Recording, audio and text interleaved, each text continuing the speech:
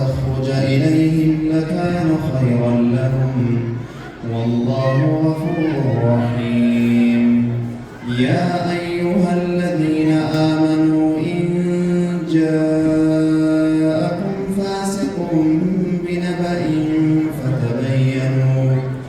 فتبينوا أن تصيبوا قوما بجهالة فتصبحوا على ما فعلتم نادمين. واعلموا أن فيكم رسول الله لو يطيعكم في كثير من الأمر لعنتم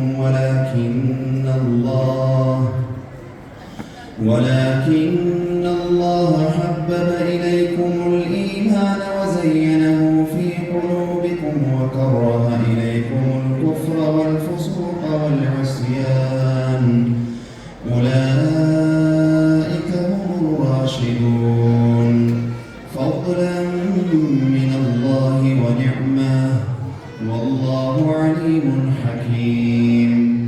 وإن طائفتان من المؤمنين اقتتلوا فأصلحوا بينهما فإن بغت إحداهما على الأخرى فقاتلوا التي تبغي حتى تفيء إلى أمر الله فإن فاءت فأصلحوا بينهما بالعدل وأقسطوا إن الله يحب المقسطين. إن